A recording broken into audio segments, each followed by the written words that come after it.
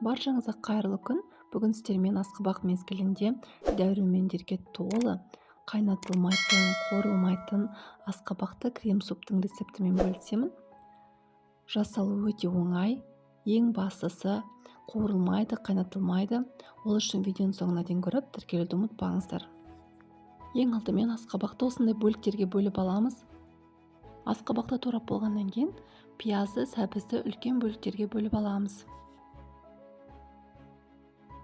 Барлығын турап болғаннан кейін противеннің үстіне қойып шығамыз. Бұл рецепт бойынша 4-5 адамға жететін крем-суп шығады.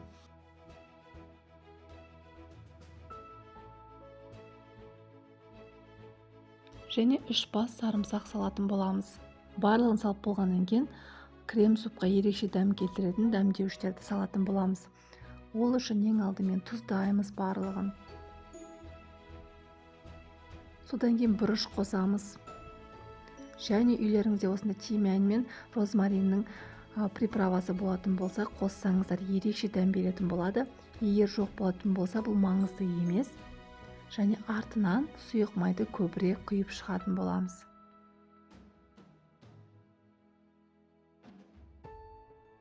Барлығын дайындап болғаннан кейін 180 градуста 1 сағаттай пісіріп аламыз. Үйде булканнан болғандықтан сухариді өзім дайындадым. Ол үшін булкананды дәл осындай бөліктерге бөліп шығамыз.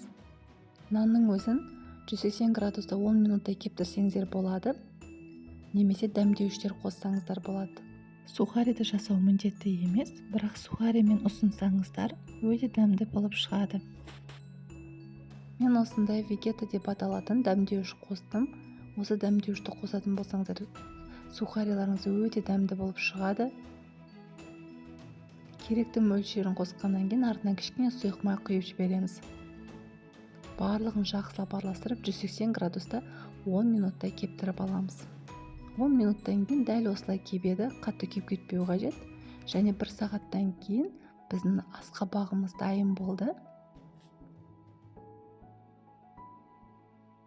Барлығын бөлек ыдысқа салып аламыз.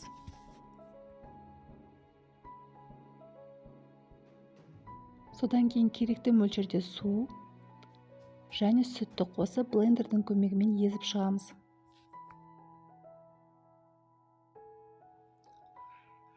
Менде қоюлау болғандықтан артынан тағы да сүт пен судың керекті мөлшерін қосып блендердің көмегімен тағы да езіп шықтым.